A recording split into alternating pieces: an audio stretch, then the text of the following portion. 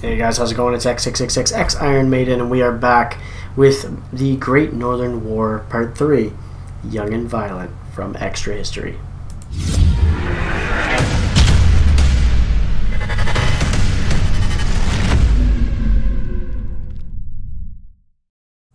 Actually, this is extra credits, my apologies. They just do it as their Extra History segment.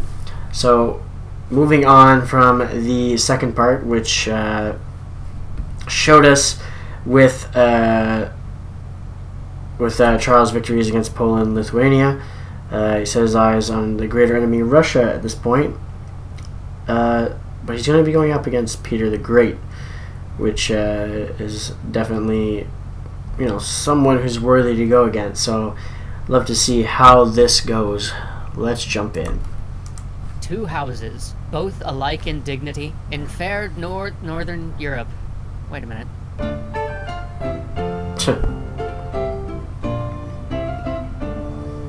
With Poland-Lithuania out of the fight, Charles XII sets his eyes on another foe, the Russian giant, Peter the Great.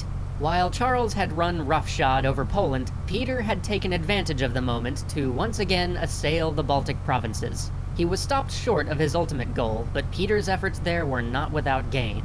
His armies carved a path all the way to the Swedish fortress of Nyenskans, which he tore down to build an even greater fortress, the Peter and Paul Fortress, which would serve as the cornerstone for his most ambitious project of all, St. Petersburg. He would erect a new city here, one grander and more modern than anything Russia had ever seen.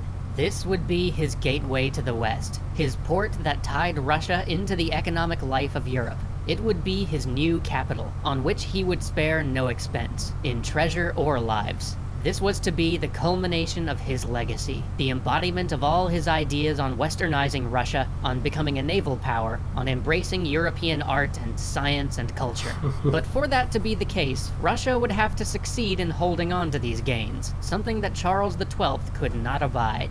Throughout 1704 and 1705, Swedish forces tried to take Peter's great fortress, but time and again they were repelled. Soon costs started to mount, and men that could ill afford to be lost died for little gain. So Charles revamped his strategy and blockaded St. Petersburg. While the blockade dragged on, he began marshalling his main force for a march to the east. It was at this point that Russia sent him a peace offer. In return for an armistice, Russia would give up all of their gains, except for St. Petersburg and the forts connecting it to Russian territory. But Charles was having none of it. He knew how important St. Petersburg was. Why, with his invincible army, should he give it up? So Charles marched east, braving horrible weather and dangerous crossings to move with his traditional lightning speed. As he pressed forward, Peter fell back and back. Each defensive line Peter's commanders had planned to entrench was taken before their men could even unpack their spades. But even this march could not make up for the time Charles had lost trying to make Poland support his puppet king. In the years that had followed his initial victories over the Russians and the Polish-Lithuanian forces, Russia had not only seized and fortified what would become St. Petersburg, but reinforced it, and kept reinforcing it. Yet, the Swedish army was strong. Their king was able, their officers daring and intelligent. Top members of the military thought that it would be a tough fight, but that they could take St. Petersburg. They drew up plans and submitted them to the king, who swore them to utmost secrecy about the plans they had concocted. And so the officers marched, thinking their objective to be St. Petersburg. But soon, they found themselves near Minsk. Wait a minute, that wasn't on the way to St. Petersburg. Charles had marched them in a different direction, and there was only one place they could be going from there. He was marching them to Moscow. Charles's officers had told him that they were not ready, that striking so deep into Russia was simply too great of a gamble. It was something the army simply wasn't prepared for. But how many times before had Charles been told that something was too great a gamble? How often had he heard that something was impossible, only to then achieve it himself? He had made up his mind. They would not waste their time retaking lost territories. He would unseat Peter himself. The first two rivers they crossed with little opposition, being slowed only by the fact that the retreating Russian forces burnt every bridge along the way. Tartar horsemen also harassed them continually, but this seemed a minor nuisance. They were making good time through bad country.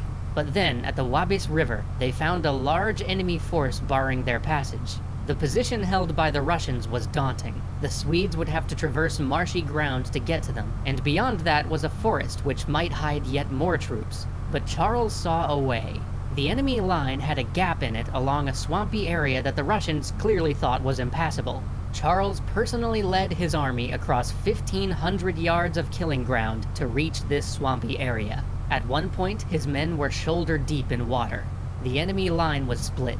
The Russians tried to use numbers to heal the breach, but heroic actions from the Swedish cavalry prevented any joining of Russian arms. Soon the line began to collapse. The crossing was theirs. Once again, the Swedes had triumphed against impossible odds. But keen observers in the army would have noted that though the Swedes emerged victorious, these Russian troops were made of sterner stuff than they had been 8 years back. Tactics and firm soldiering had been hammered into them since their retreat at Narva. They would not be turning and running like that anymore. This victory left Charles's army exhausted. It would take a month of rest before he could really move them again. And during this month, Peter was not idle. Peter stripped the land bare. He laid waste to any stretch of ground that the Swedes would have to cross, and even though it was his own country, and the suffering caused to his own people was immense, Peter made no half measure of it. Every grain of wheat was carted off. Every pasture where a horse might graze was turned to ash.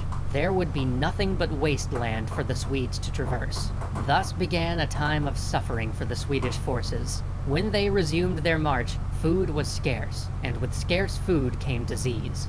This victorious army began to march as defeated men, with hollow eyes and weary steps. Charles continued to rally them, but he had no real answer to this predicament. He had been counting on living off the countryside as they marched. Their supply lines were stretched beyond their limit. Many asked him to turn home, but he believed in Swedish arms. He believed that if he could just force Peter into one decisive battle, they might yet win this war. But Peter demurred. He would not give Charles the battle he wanted. And so the Swedes marched across fields of ash, seeing always in the distance villages alight, candles in remembrance to Peter's uncompromising policy of starvation.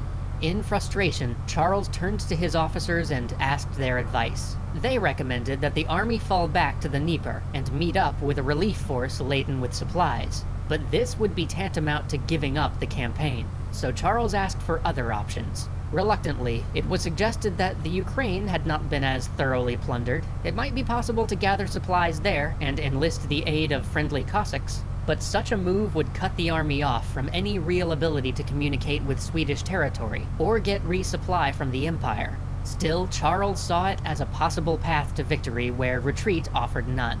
His officers pleaded with him to at least wait for the relief force and their provisions, but Charles, fearing that further delays would only give Peter more time, turned the army toward Ukraine immediately.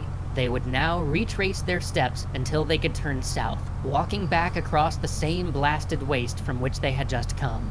But as summer gave way to autumn and autumn to winter, a chill set in. Then a deep cold. Then a freezing, bone-gnawing frost. And not just any frost. This was what is known today as the Great Frost, the coldest winter Europe has experienced in 500 years. Rivers froze from the Thames all the way down to the lagoons of Venice. And this frost served Peter well. By the time the winter of 1708 and 1709 came to an end, Charles had only 20,000 remaining men able to fight, less than half the number he'd begun this campaign with. Half of his undefeated army lost. But there's still hope yet.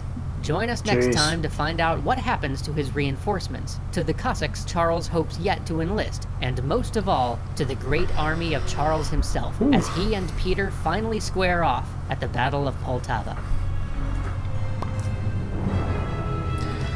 And here, we were shown the same thing that Hitler forgot about, is never attack Russia in the winter. Because that is not a good idea. Especially, apparently, when there's a great frost. It's interesting to see, Charles still pushing forward. It's because you can see how you can get blinded by your victories and always, start thinking you're invincible. And then when it finally comes time to see it, you're not. You can see how much you've lost, and it's just, how can you still keep going? But as I just said there, it doesn't sound like it was the end of this, and it sounds like he has victories to come. So it's going to be cool to see these next ones, and I feel like there's some important battles about to come up here, and we'll see that next time on part 4. Anyway, hopefully you guys enjoyed checking this one with me. If you did, make sure you hit the like button. Don't forget to subscribe to see more from me. I'm also on Patreon if you'd like to support the channel. And as always, you guys have a good one. I'll catch you later.